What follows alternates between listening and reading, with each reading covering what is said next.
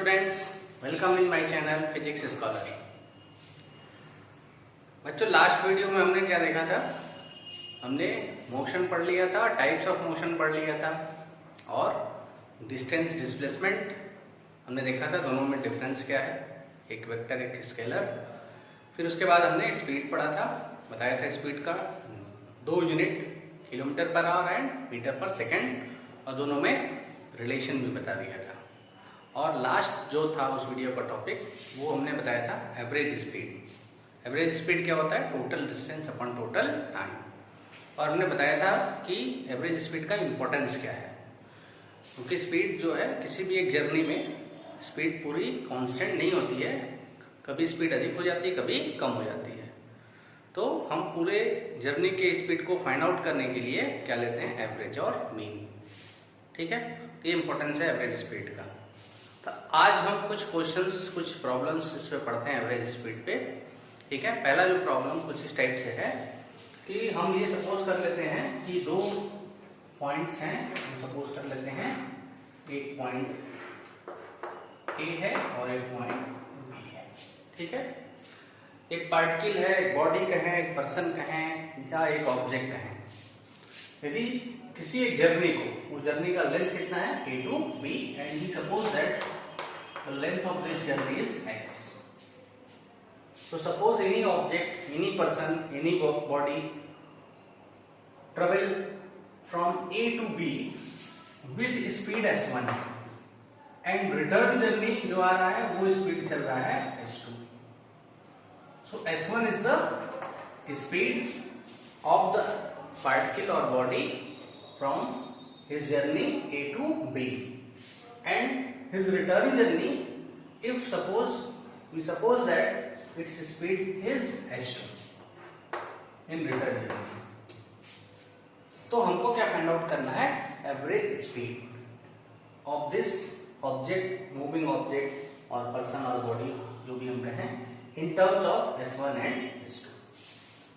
ठीक है, s1 is the speed of the particle from A to B and s2 is the speed of same particle object from B to A. Same journey की बात हो रही है, एक journey जा रहा है एक जगह से दूसरी जगह, फिर रिटर्न होने में आ रहा है। जाने में स्पीड कितनी है? s1, आने में स्पीड कितनी है? s2. तो एवरेज स्पीड कितनी होगी? तो देखिए, हमने बताया था एवरेज स्पीड क्या होता है। Average speed equal to total distance upon total. This is the formula for average distance, average speed. Sorry, this total distance upon total time. Total distance कितना होगा? x गया, x आया 2x. Total time हमको निकालना है. Let t1 and t2 are the time taken by object to move from A to B and B to A respectively. T1 time है A से B तक का और T2 टाइम लग रहा है इसको B से A तक। हमें टोटल टाइम निकालना है। So we know that the distance, speed is equal to distance upon time. So यहाँ से हम देखते हैं स्पीड जो होता है डिस्टेंस अपॉन टाइम। तो time is equal to distance upon speed होगा।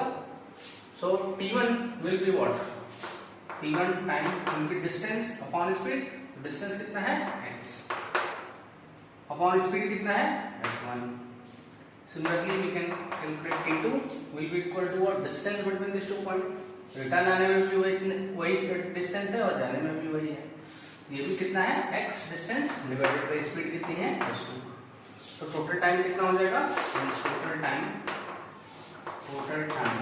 Will be what? Sum of this two, t1 plus t2, that means x upon s1 plus x upon s2 हो जाएगा। And if we take x is common, we will get 1 by s1 plus 1 by s2 ये आ जाएगा। और यदि इसका हम LCM find out करते हैं तो कितना हो जाएगा? हम यहाँ नोट कर देते हैं। तो टोटल टाइम सपोज कर लेते हैं, total time is capital T. Total time is, here we can take total time is capital T. So capital T will be what? X.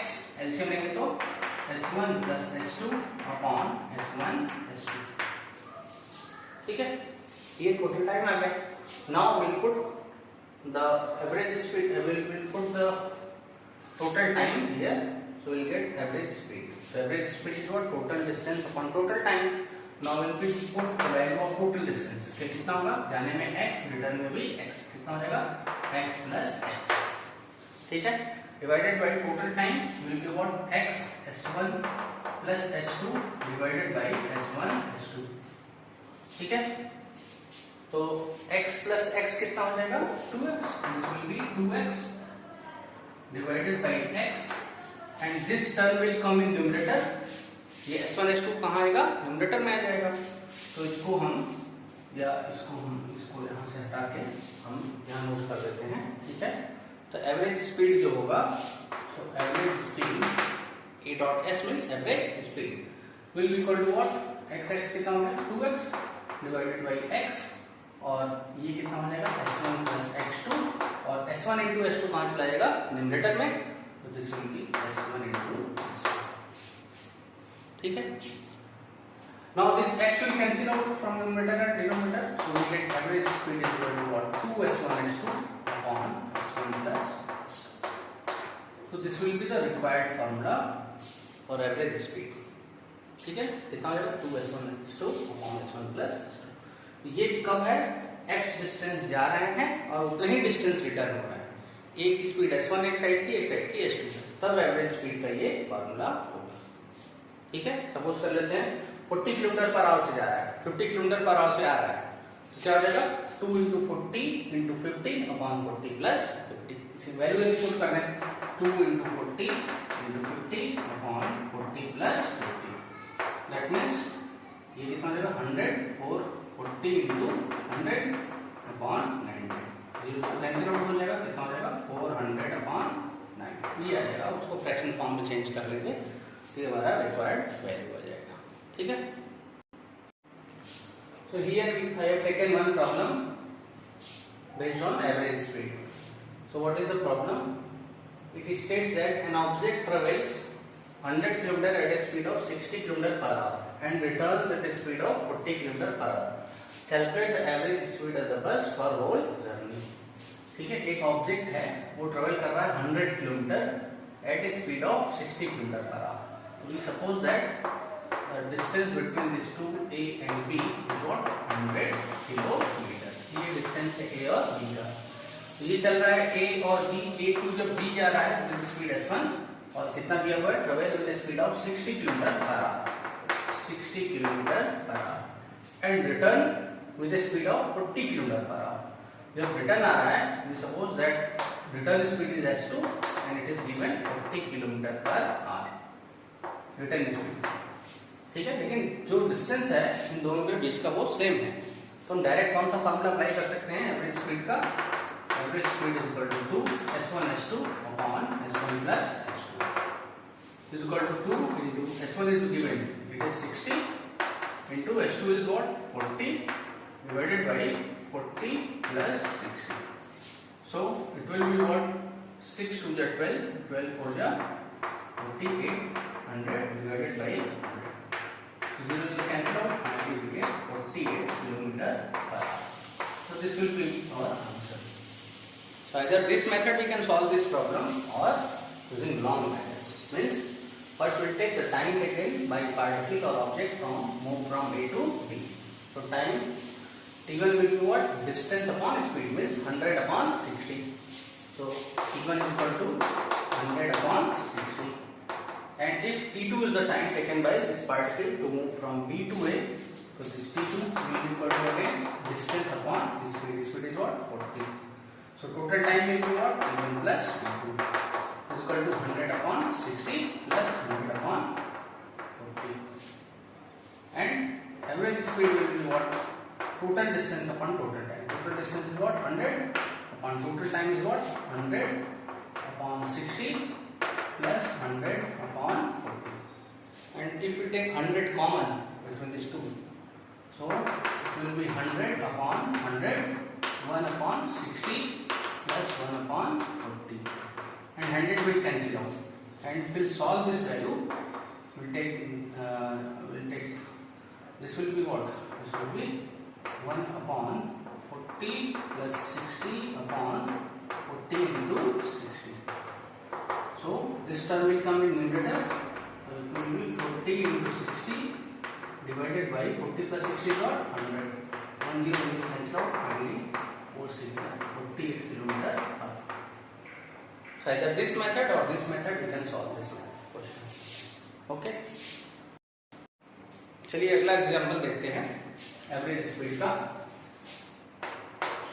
वो भी ऐसे ही होगा, ठीक है।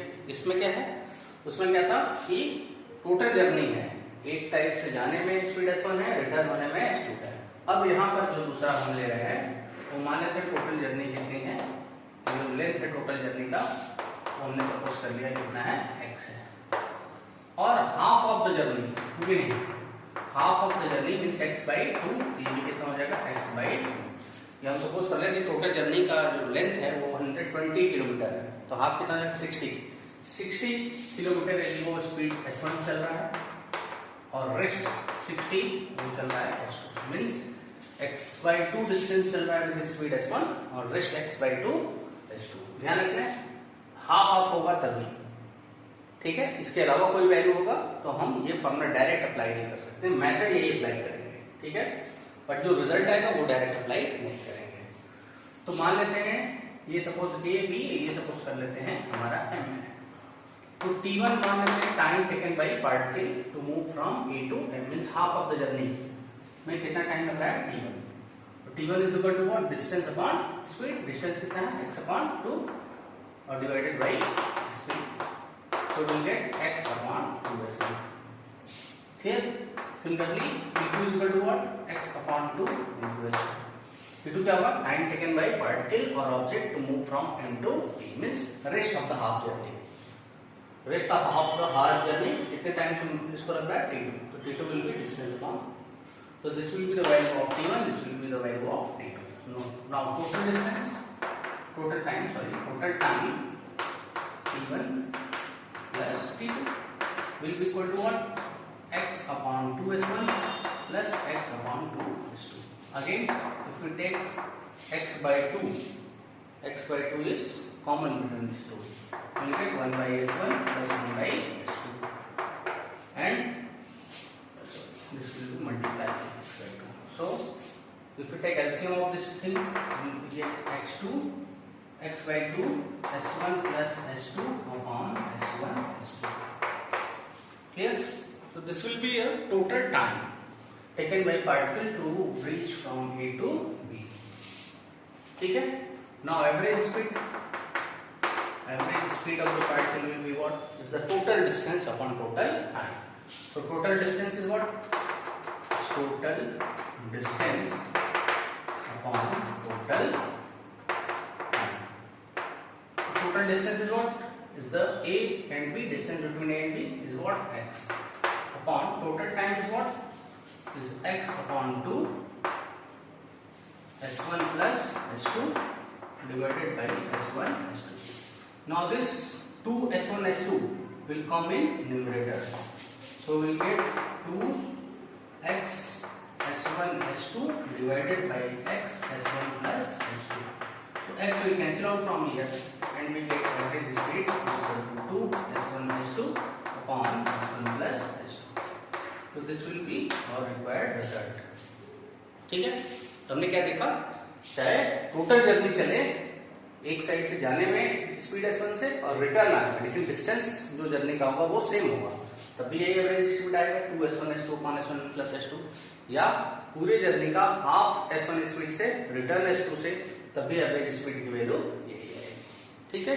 कुछ इसमें न्यूमेरिकल क्वेश्चंस हम रहेगा सॉल्व कर लेंगे, वैल्यू दिया रहेगा, लेकिन हमेशा ध्यान रखिए ये या तो पूरे जर्नी जाने में स्पीड और आने में स्पीड दिया रहेगा तो, या half of the total journey and rest half the journey with travel with speed s1 s2, then we will apply the formula, this formula average speed equal to 2 s1 s2 upon s1 plus s2। लेकिन half of the journey न देकर कोई particular journey देगा, method ये apply करेंगे total time और solve करेंगे problem. तो हम इस पे कुछ प्रॉब्लम्स आगे सॉल्व करते हैं। Now we take another example based on average speed.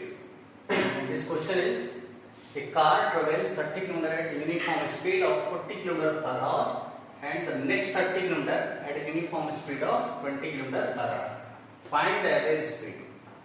ठीक है, देखिए क्या दिया है, car 30 km with uniform speed 40 km and next 30 means total journey कितनी है 30 plus 30. तो इसका मतलब हाफ ऑफ द जर्नी यहाँ से यहाँ कितना है 30 kilometre, rest half of the journey कितना है 30 किलोमीटर. इस टाइप का प्रॉब्लम में बताया था. यदि half of the journey travel with speed s1 which is given here 40 kilometre per hour and s2 वो कितना है is 20 किलोमीटर पर आवर. ठीक है, तो टोटल एवरेज स्पीड कितनी हो जाएगी, average speed will be what, either direct formula 2s1 plus s2 or using long method, time taken to reach from A to O then O to B. ठीक है ना, total distance upon total time. तो चाहे ऐसे करेंगे चाहे ऐसे करेंगे, रिजल्ट विल बी सेम. तो 2 into 40 20 upon 40 plus 20. So this will be what, 2 4 ja 8 8 2 ja 16. 100 upon 40 and 20 is what, 60. You will cancel out and this will be 2 83 will be 80 upon 3 kilometer and we will solve this in this one. So this will be our answer. ठीक है, either this method it will solve this value or using long method, time taken by particle to reach from A to A, that is time t1 is equal to total distance कितना है 30 divided by speed कितना है 40 and t2 will be what, time taken to reach from O to B. The distance is same 30 but the speed is 20. So total time will be what, this will be t1 plus t2 will be equal to 30 upon 40 plus 30 upon 20 and if you take 30 is common between these two, 1 upon 40 plus 1 upon 20 and if you take LCM of this 20 and 40 we will get 40, here 1 will come, here 2 will come. So finally it will be 3. So 3 into 30 will be 90 upon 40 or it will be 9 by 4. Total time will be 9 by 4 and total distance is given. You got 30 plus 30 60. Hence average speed will be equal to what, 30 plus 30 means 60 divided by 9 by 4. So 4 will come here. So this 9 will cancel out from 3. 3 3 is 9. 3. So finally it will be 80 upon kilometer. Either this method or this method, answer will be same. Now next problem is, the train travel at 60 km per hour for 0.52 hour and 30 km per hour for next 0.24 hour and then at 70 km per hour for next 0.71 hour. What is the average speed of the train? ठीक है, average speed निकालना है. एक train है जो travel कर रही है 60 km पर आवर की स्पीड से ट्रेवल कर रही है 0.52 आवर तक. फिर नेक्स्ट 30 km पर आवर की स्पीड से ट्रेवल कर रही है 0.24 आवर तक और फिर 70 km पर आवर स्पीड से ट्रेवल कर रही है 0.71 आवर तक. तो हमें एवरेज स्पीड निकालना है ट्रेन का. तो एवरेज स्पीड हमें पता है क्या होता है, average speed equal to total distance upon total time. Total distance upon total time. ठीक है, तो टोटल डिस्टेंस हमें फाइंड आउट करना है कितना होगा. तो टोटल टाइम हमें गिवन है. टोटल डिस्टेंस को यदि हम सपोज कर लेते हैं d और टोटल टाइम कितना होगा हमारा 0.52 आवर प्लस सेकेंड जर्नी में कितना है 0.24 आवर प्लस जो लास्ट है 0.71 आवर. ये होगा, सबको यदि हम ऐड कर दें तो हो जाएगा 4 1 4 5 5 2 7 7 2 9 9 5 14. That means 1.47. कितना टाइम लगेगा. हमें टोटल डिस्टेंस निकालना है इस डेटा से. तो टोटल डिस्टेंस पहले हम 60 किलोमीटर इस कितने टाइम तक जा रहा है, तो कितना डिस्टेंस होगा, डिस्टेंस यहाँ से क्या होगा, speed into time. So we suppose that d1 is the distance of the train at which train move with 60 km per hour for this much time. तो d1 is equal to क्या हो जाएगा, speed into time. Speed कितना है 60 into time कितना है 0.5. ये kilometre per hour में आवर में है, तो आवर कैंसिल आउट क्या हो जाएगा, अंदर किलोमीटर. ठीक है. This will be what, this will B 6 into 5. Tens multiply by this one will come right, one right this. ठीक है. 6 into 12 to 1 carry 1, 6 5 ja 31, 31.2 km. So this is the distance d1. ठीक है, जिसमें train 60 km per hour से कितने time तक चला है, कितना डिस्टेंस ट्रेवल किया. Similarly we can calculate d2. d2 क्या होगा, डिस्टेंस, वो डिस्टेंस जिसमें ट्रेन 30 km पर आवर से कितने टाइम तक चला, तो कितना उसने डिस्टेंस ट्रेवल किया, equal to speed 30 into time 0.2 kilometre. So this will be 3 into 2.4 kilometre. So 7.2 kilometre ये हो जाएगा. ठीक है. d2. Similarly we will calculate d3 here. d3 is what, d3 वो डिस्टेंस होगा जिसमें ट्रेन ने इतने स्पीड से इतने टाइम तक ट्रेवल किया. जितना डिस्टेंस ट्रेवल किया, तो d3 is equal to 70 into 0.71 kilometre. So it will be what? It will be 7 into 7.1 kilometre. 7 1 जा 7, 7 जा 49, 49.7 किलोमीटर. तो टोटल डिस्टेंस क्या हो जाएगा, बस हमें एवरेज स्पीड की इस फॉर्मूले में पुट कर देना था ये टोटल डिस्टेंस. तो एवरेज स्पीड हमारा कितना हो जाएगा, टोटल डिस्टेंस d क्या होगा, सम हो जाएगा इन तीनों. तो this d we can write d1 plus d2 plus d3 divided by this whole time. तो d1 कितना है, d1 इज व्हाट, d1 हमने कैलकुलेट किया, this will B 31.2 plus d2 is what, d2 is 7.2 plus d3 is what, d3 is 49.7 divided by 1.47. कितना हो जाएगा ये, 7 2 9 9 2 11 1 carry 1 9 1 10 10 7 17 17 और 1 18 18 8 कैरी 1 4 1 5 और 5 3 8 डिवाइडेड बाय 1.47. अब इसे हमें क्या करना है, सॉल्व करना है. तो हम क्या करेंगे, 100 से ऊपर नीचे मल्टीप्लाई कर देंगे. It will B 147. 100 से मल्टीप्लाई करेंगे, डेसिमल 2 प्लेस चला जाएगा, एक डेसिमल हट के 0 आ जाएगा और यहाँ डेसिमल हट जाएगा. अब इसे हमें क्या करना है, डिवाइड कर लेना है. डिवाइड कर देंगे तो ये हमारा क्या हो जाएगा, average speed kilometre per our. ये हमारा आंसर हो जाएगा. इसको आप डिवाइड कर लीजिए. ठीक है. Now we take another question based on average speed. This question states that on a track of 120 kilometre long, train travel, एक ट्रैक हमारा ट्रैक है, वो कितना है 120 kilometre long, 120 kilometre long. Take that this length of this track is AB and AB is 120 kilometer. The train travels the first 30 kilometer with a uniform speed of 30 kilometer per hour. So first 30 kilometer, suppose point is C and distance between AC is what, 30 km. So first 30 km it travels with a speed of, suppose S1 is the speed, which is 30 km per hour. So what will be the time taken to reach from A to C?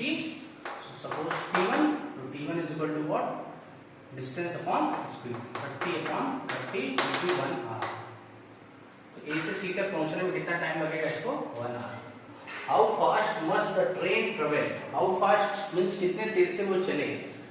Must the train travel that the next 90 kilometer means अब यहाँ से यहाँ तक जो distance है वो कितना है हमारा 90 किलोमीटर.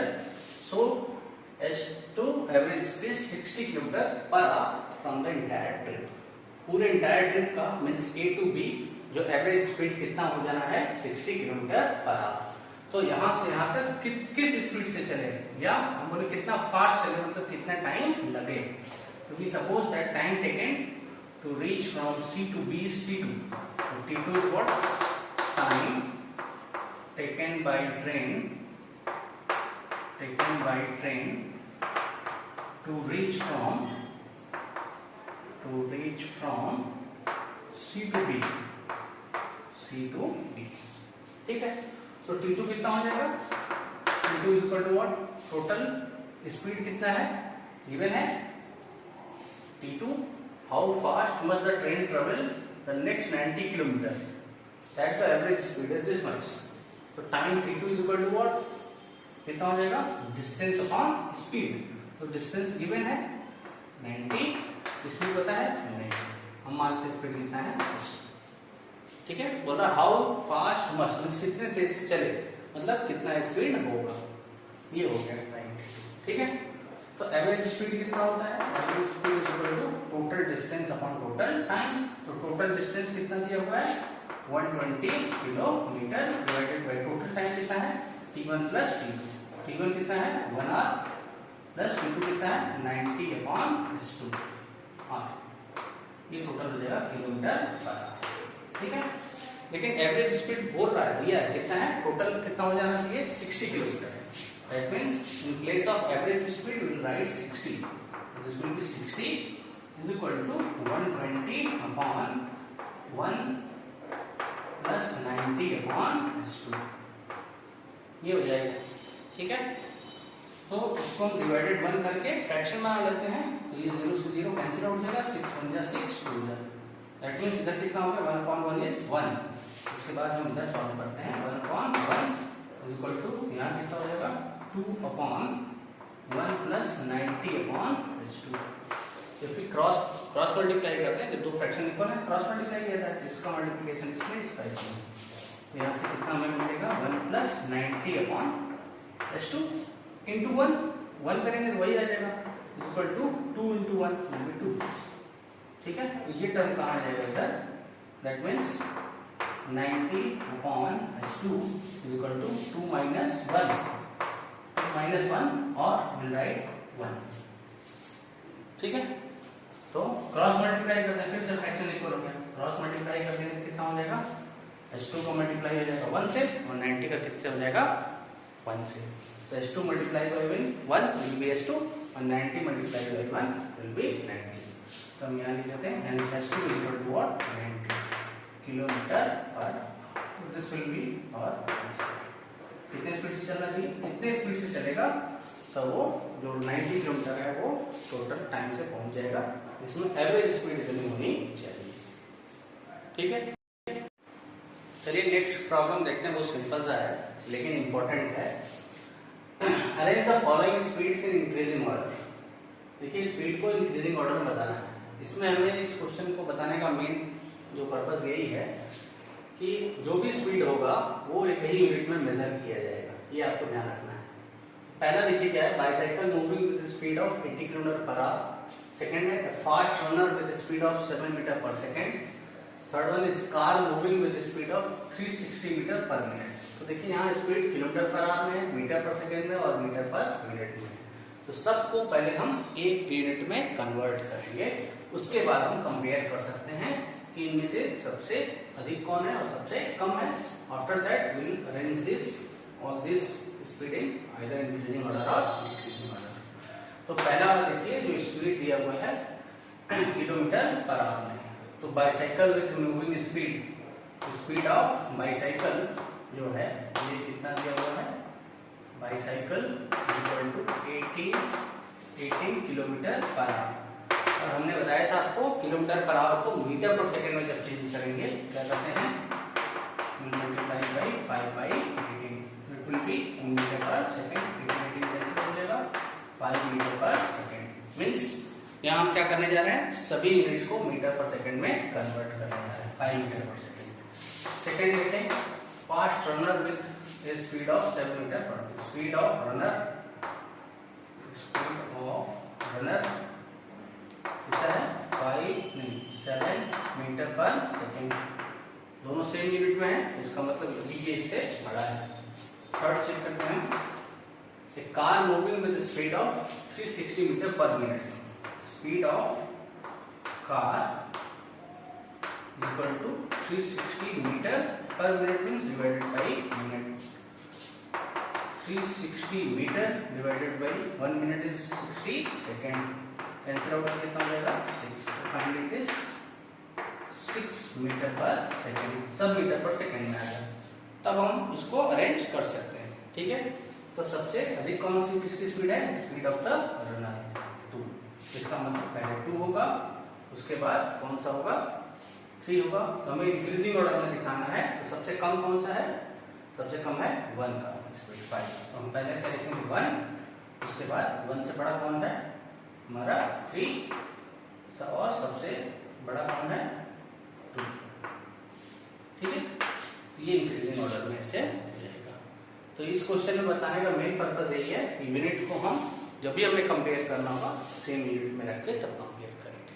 ठीक है, आइदर मीटर पर सेकेंड और किलोमीटर पर आवर, इसी दोनों में से। ठीक, now will come on the next physical quantity which is velocity. तो डिस्टेंस हमने पढ़ लिया, डिस्प्लेसमेंट पढ़ लिया, स्पीड पढ़ लिया, एवरेज स्पीड और वेलोसिटी हम लोग पढ़ते हैं। वेलोसिटी भी स्पीड की तरह ही है, बस डिफरेंस क्या है, velocity of any particle equal to displacement travelled by it in unit time interval, और that is the ratio of displacement to time. जैसे स्पीड क्या होता है, डिस्टेंस अपॉन टाइम, वेलोसिटी क्या होता है, displacement upon time. And since displacement is vector quantity, means इसमें एक पर्टिकुलर डायरेक्शन होगा, तो वेलोसिटी भी क्या होगा, एक वेक्टर क्वांटिटी होगा, because time is a scalar but displacement is a vector, so velocity will be a vector quantity.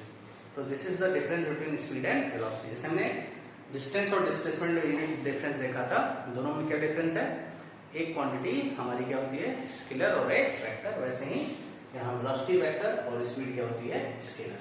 या यदि हम स्पीड का वेलोसिटी का मैग्नीट्यूड लें तो वो भी क्या बताएगा, स्पीड बताएगा। ठीक है ना, क्योंकि हमने बताया था किसी भी वेक्टर क्वांटिटी को मैग्नीट्यूड और डायरेक्शन के टर्म में लिखा जा सकता है। तो वेलोसिटी वेक्टर है, इसका मैग्नीट्यूड क्या हो जाएगा स्पीड, और इसमें डायरेक्शन रहेगा। ठीक है, तो velocity is what, displacement upon time, इस तरीके से हम इसको बता सकते हैं। तो यूनिट हम देखेंगे अभी वेलोसिटी का, यूनिट ऑफ वेलोसिटी वो कितना होगा, will be equal to unit of displacement कितना होगा, मीटर अपॉन सेकेंड और -1 इन एमटी सिस्टम। लेकिन सीजी सिस्टम में इसका यूनिट क्या हो जाएगा, सेंटीमीटर सेकेंड पावर माइनस। ये एमटी सिस्टम हो गया और ये सीजी सिस्टम, इसको हम एसआई सिस्टम भी बोलते हैं, है ना। एसआई सिस्टम में इसका यूनिट क्या हो जाएगा, मीटर पर सेकेंड, और इसका यूनिट क्या हो जाएगा, सेंटीमीटर पर सेकेंड सीजी सिस्टम में। ठीक है, ये तो वेलोसिटी हो गया। लेकिन वेलोसिटी को हम time distance displacement upon time लेकर डिस्टेंस अपॉन टाइम भी लिख सकते हैं। कब, जब मोशन इन स्ट्रेट लाइन हो, because motion in straight line होगा तो इसका मतलब जो डायरेक्शन होगा वो चेंज नहीं होगा। ठीक है, लेकिन जनरली डायरेक्शन के साथ हम इसको दिखाते हैं। जैसे हमें यदि वेलोसिटी किसी बॉडी का एक्सप्रेस करना है, for example if you take velocity of a train, velocity को रिप्रेजेंट करें, train moving with some velocity, तो उसमें डायरेक्शन जरूर रहेगा। मान लेते हैं, एग्जांपल लेते हैं कि train moving with velocity 40 kilometre per our towards east, तो उसमें डायरेक्शन रहेगा टुवर्ड्स ईस्ट, साउथ, नॉर्थ और वेस्ट, कहीं उसमें डायरेक्शन लग गया, इसका मतलब वो वेक्टर हो गया। और डायरेक्शन हटा दे, जैसे मान लिया हमने लिख दिया velocity of A train is 40 kilometre per our towards east, towards east, इसका मतलब ये क्या है डायरेक्शन, ये क्या है मैग्नीट्यूड। तो वेक्टर क्या होता है, मैग्नीट्यूड और डायरेक्शन के फॉर्म में। हालांकि वेक्टर को हम ऐसे रिप्रेजेंट करते हैं, वो हम लोग क्लास 11 में पढ़ेंगे फिजिक्स में डिटेल में। तो ये मैग्नीट्यूड और ये डायरेक्शन, यदि हम डायरेक्शन हटा दें तो 40 केवल मैग्नीट्यूड हो जाएगा, और इसी को क्या बोलेंगे स्पीड। स्पीड कितनी हो जाएगी 40, लेकिन वेलोसिटी कितनी हो जाएगी 40 टुवर्ड्स ईस्ट। ठीक है, ये स्पीड और वेलोसिटी में डिफरेंस लिखा गया। ठीक है, चलिए अब आगे स्टार्ट हम पढ़ते हैं अगला, uniform velocity. Uniform velocity, uniform velocity क्या होता है, uniform velocity means velocity of the particle क्या हो, कांस्टेंट हो, चेंज ना हो, उसको क्या बोलते हैं हम uniform. If velocity of the particle through out the motion remain constant, then we say that the object moving with a uniform velocity. ठीक है, वो यूनिफॉर्म वेलोसिटी से मूव कर रहा है। तो कांस्टेंट रहे, यदि चेंज हो सकता है वेलोसिटी, तो क्या क्या फैक्टर्स हैं जिससे वेलोसिटी चेंज हो? तो वेलोसिटी चेंज हो सकता है, पहला किस पर डिपेंड करेगा? वेलोसिटी या तो उसका मैग्नीट्यूड चेंज हो जाए, सेकेंड चीज या तो उसका जो डायरेक्शन टर्म है वो चेंज हो जाए, तीसरा चीज मैग्नीट्यूड और डायरेक्शन दोनों चेंज हो जाए। तो we can change the velocity by changing its magnitude और डायरेक्शन, और magnitude as well as direction both. इस तरीके से हम उसके वेलोसिटी को चेंज कर सकते हैं। मीन्स यूनिफॉर्म वेलोसिटी को नॉन यूनिफॉर्म वेलोसिटी बना सकते हैं 3 तरीके से चेंज। ठीक है, ये तो हो गया हमारा यूनिफॉर्म वेलोसिटी। क्या होता है यूनिफॉर्म वेलोसिटी? इस तरीके से हम यूनिफॉर्म वेलोसिटी को स्टडी कर सकते हैं। ठीक है, तो देखिए ये यूनिफॉर्म के बाद अब हम लोग देखते हैं non uniform velocity. Non uniform velocity क्या होगा? जो वेलोसिटी जिसमें ऐसा पार्टिकल जो मूव करे विथ नॉन यूनिफॉर्म वेलोसिटी, या हम कहें कि ऐसा मोशन जिसमें पार्टिकल की वेलोसिटी कांस्टेंट न हो, उसको हम क्या बोलते हैं? Non uniform velocity. जैसे कांस्टेंट मोशन नहीं होने का मतलब वेलोसिटी क्या हो सकता है? उसका मैग्नीट्यूड चेंज हो सकता है, या उसका डायरेक्शन चेंज हो सकता है, या मैग्नीट्यूड और डायरेक्शन दोनों चेंज हो, तो उसको हम क्या बोलते हैं? Non uniform velocity. जैसे यूनिफॉर्म वेलोसिटी को हम यदि बताएं, यूनिफॉर्म वेलोसिटी की बात करें तो इक्वल इंटरवल में इक्वल डिस्टेंस ट्रेवल करता है पार्टिकल, ठीक है, इन पर्टिकुलर डायरेक्शन, डायरेक्शन फिक्स कर दिए, डायरेक्शन नहीं चेंज हो रहा है, तो इक्वल इंटरवल में इक्वल डिस्टेंस ट्रेवल कर रहा है, तो उसकी वेलोसिटी क्या होती है? यूनिफॉर्म। लेकिन नॉन यूनिफॉर्म में क्या होता है? इक्वल इंटरवल में अनइक्वल डिस्टेंस ट्रेवल करता है इन पर्टिकुलर डायरेक्शन, तब क्या होता है? Non uniform velocity. या इक्वल इंटरवल में इक्वल डिस्टेंस तो ट्रेवल करे लेकिन डायरेक्शन हर बार चेंज होता जाए, उसको हम क्या बोलते हैं? Non uniform velocity. तो 2 तरीके से हम नॉन यूनिफॉर्म वेलोसिटी को डिफाइन कर सकते हैं। ठीक है, अब देखिए uniform velocity, non uniform velocity हो गया। अगला हम लोग देखते हैं एवरेज वेलोसिटी। हमने बताया था एवरेज वेलोसिटी, जैसे एवरेज स्पीड है वैसे ही एवरेज वेलोसिटी भी हम लोग स्टडी करेंगे। एवरेज वेलोसिटी क्या होगी? क्यों स्टडी करते हैं? क्योंकि velocity through out the motion constant नहीं होता है, इसलिए हम एवरेज ले लेते हैं। तो ध्यान देखिए, एक बात बताते हैं आपको एवरेज वेलोसिटी के लिए। एवरेज वेलोसिटी का formula a average equal to u plus v upon ये होगा कब? जब पार्टिकल एक स्ट्रेट लाइन में मोशन करे, ठीक है, उसकी वेलोसिटी स्ट्रेट लाइन में मोशन करने का मतलब उसका डायरेक्शन हमने क्या कर दिया? फिक्स कर दिया। मतलब ऐसा नहीं किसी पाथ को वो जाता है फिर रिटर्न होके आता है, ऐसा नहीं, स्ट्रेट लाइन में केवल आगे ही मोशन होता चला जा रहा है, मतलब हमने एक डायरेक्शन उसका क्या कर दिया? फिक्स कर दिया। ठीक है, तो एवरेज वेलोसिटी क्या होगी? वो मीन होगी इनिशियल वेलोसिटी और फाइनल वेलोसिटी की। मान लेते हैं इनिशियल वेलोसिटी u है, फाइनल वेलोसिटी v है, तो मीन इसका ले लिया जाए u plus v upon t, that will be the average velocity. लेकिन ये फॉर्मूला फिर से हम आपको बता रहे हैं किसके लिए है? जो मोशन स्ट्रेट लाइन में है इसका पाथ कभी इसका डायरेक्शन चेंज नहीं होता है, तब के लिए फॉर्मूला है।